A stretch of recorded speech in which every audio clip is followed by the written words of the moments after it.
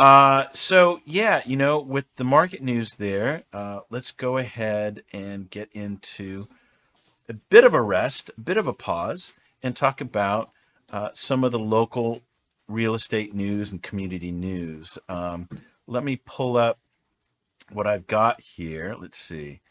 Let me move it over. Okay. All right. So you should see it now. The first thing, let me share. Sorry, guys. All right. So, Darren, what I wanted to, got some weird short here. Anyway, the first thing I wanted to point out is that we have a new 6th Street Bridge. You may have heard about this. A lot of Sure. us have. And, they spent $588 million on it. It's a beautiful bridge. But here, let me go to the link. Let's see here. We as humans, as you know, Darren, we're like rats. We figure out interesting. Speak for yourself, Joe. But I'm taking this from the eSiderLA.com. The eSider covers a lot of Northeast Los Angeles news.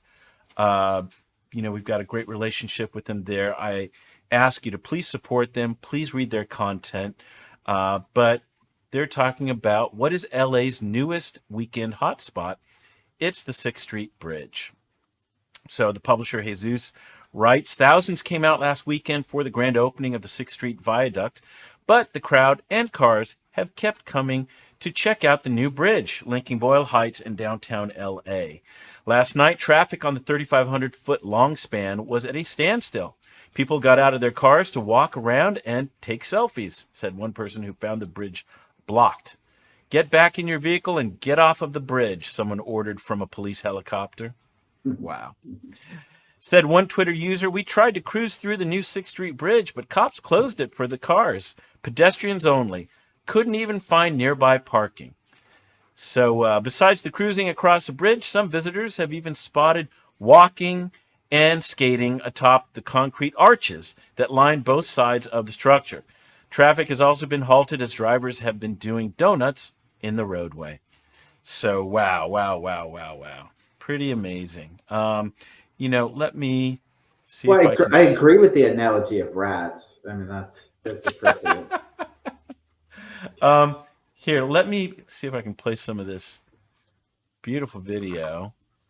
I'm not sure if I've got the sound, but I think you'll get the sense of it. Sounds helpful.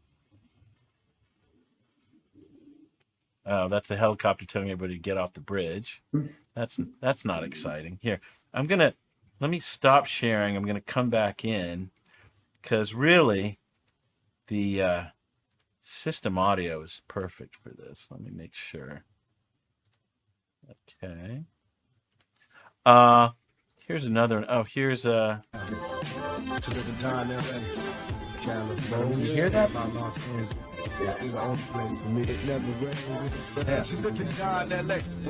We're using the bridge. I'm just not sure if they meant it to happen this way. Let me give you a more dramatic video. Oh, here it is. This is off LAist.com.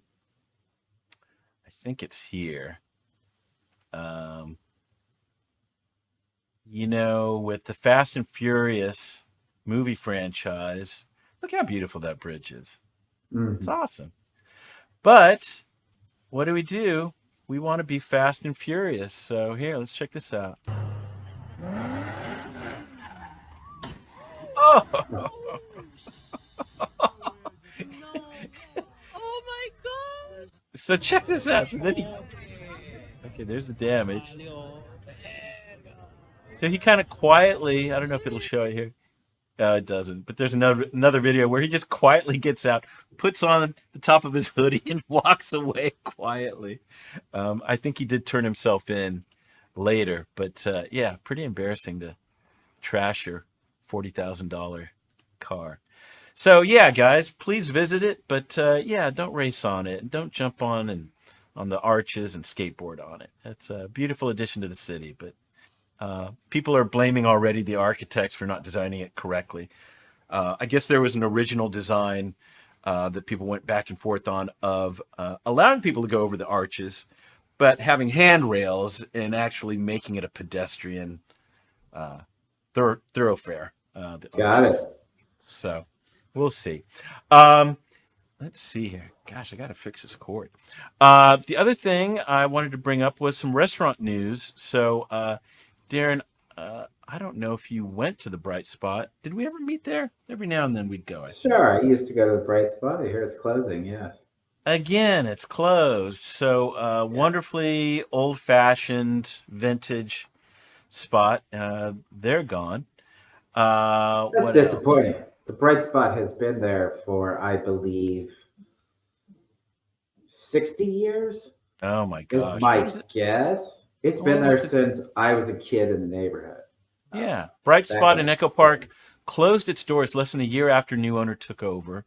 Landmark Diner, you're right, which opened in 1949. It's a little Yeah. longer. That's close to 70 70, years. Yeah. 77 years.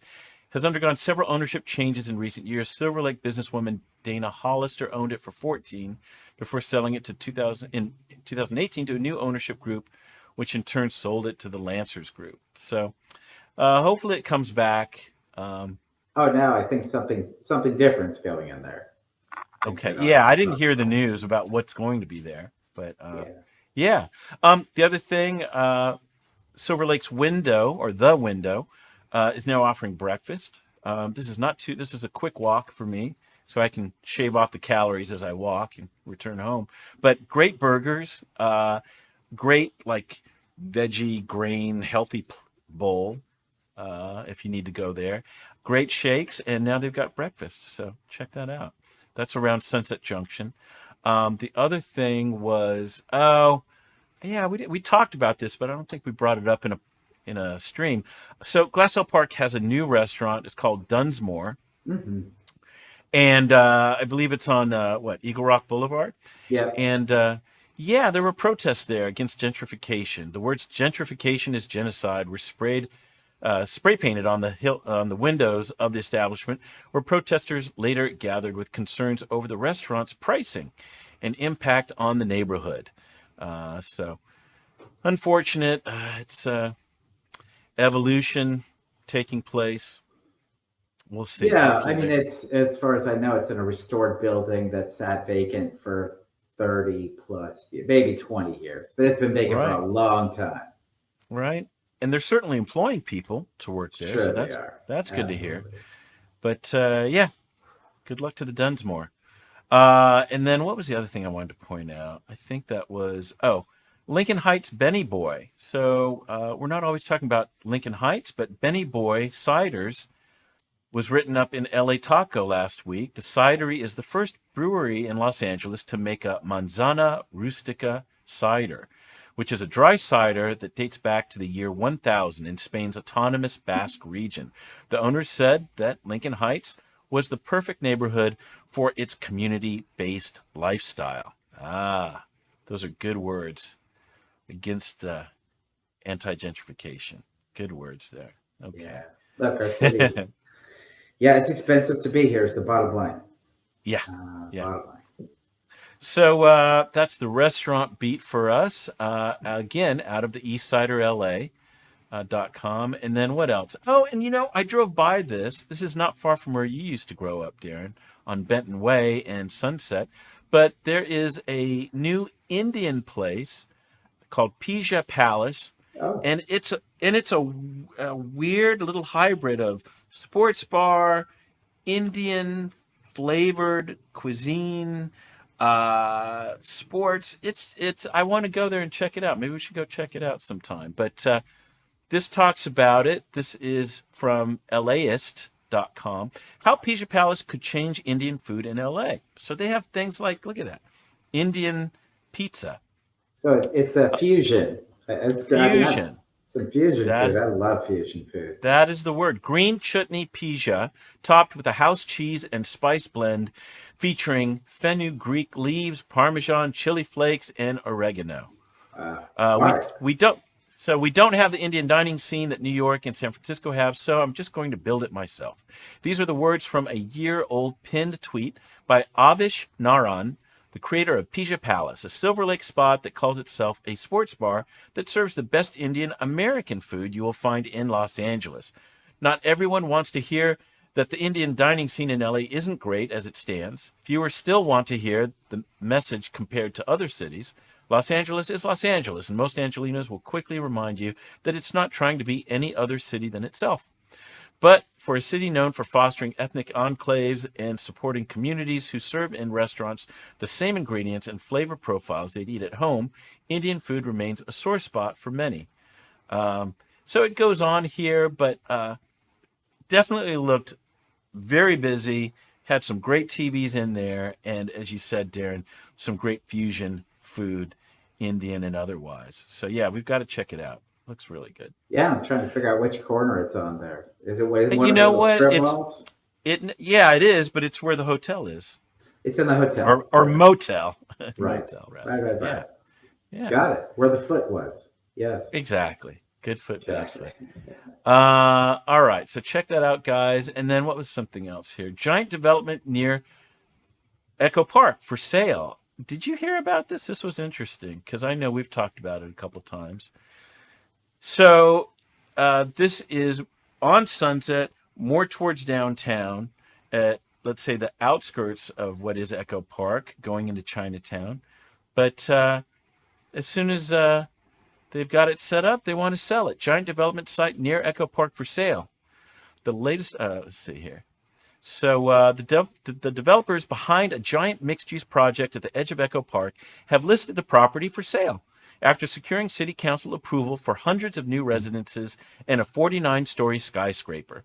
We are proud to have laid the foundation for a reimagined 1111 Sunset Boulevard, said Brian Falls, VP of Development at Palisades Capital Partners, the company that listed the property. We are exploring investment opportunities to take this transformative project through its next chapter. Formerly the headquarters for the Metropolitan Water District, the site has been cleared for a Century City-like development with several towers, 2 acres of open space, and possibly a hotel. It is being offered for sale along with a parking structure on the other side of Beaudry Avenue. Wow. Construction, yeah. It's right there at the area called Victor Heights. That spot's been the site of potential development for a very long time. Right. This is where the hardware store was and all that. Or further down. It's a little further down. Yeah. Okay. So it says here the construction has been expected to finish 2028, but Palisades has not said whether a sale might impact this timeline. The costs has not been officially released, but it has been estimated at, $1 billion. To build. Or the cost. Yeah. Because, was I not seeing 4.9 million? That sounds very cheap, in all sincerity, for the actual the situation sale of the, Wow. That's a huge development. Yeah. Yeah. So anyway, that's a bit of big news. What else here? No, nothing here. Another development, not as high level, but still an interesting spot, is 47 apartments pitched for 900 Alvarado in Echo Park. So this comes from Urbanize, a site that covers City of Los Angeles development in all the neighborhoods. So this is Urbanize Los Angeles. And this is Sunset Boulevard in Alvarado, more towards the freeway, Darren. A short walk south of Sunset Boulevard. Los Angeles-based Local Development, Inc. is cooking up plans for a second multifamily residential building near the intersection of Sunset Boulevard and Alvarado in Echo Park. There it is in all its glory. Last week, the developer submitted an application to the planning department seeking entitlements for the construction of a new apartment complex at 900 to 908 North Alvarado Street. The proposed project, slated to replace a commercial building, would consist of a 4-story edifice featuring 47 1-, 2-, and 3-bedroom apartments atop a 2-level, 48-car subterranean parking garage. Requested entitlements for 900 Alvarado include transit-oriented communities incentives, permitting a larger, taller, and denser building than otherwise allowed on the property by zoning regulations. In exchange, plans call for 5 of the apartments to be set aside as deed-restricted affordable housing at the extremely low income level. So there you go. Yeah, that's at the old United Taxi building. Is there. that it? Okay. Yeah. Corner of San Ynez and Alvarado. So busy there. Gosh, man. Oh, super busy corner. Yeah. Let's see. Yeah. Well, as long as there's parking, I guess that'll all work out. We look at the comments and, of course, get the popcorn. Goes on and on. But that'll happen in a couple years. Another one that it's the right place to build dens. Is it? Sure. Okay. Major corridors, right next to freeways, easy access. Yeah. Right. The bus stops are there. Yeah, it's all good. Across the street from the school. It all makes sense. Yeah. Let me jump back in here. Okay. And then I think the final thing, thought this was interesting. 5 small lot houses slated for empty lot on Rowena Avenue. So this is over almost across from Ivanhoe School by, I think, an auto mechanic shop. The property sold for $1.4 million in late 2021. You can see the map here. Let's see. It's over by Jomag Auto Repair.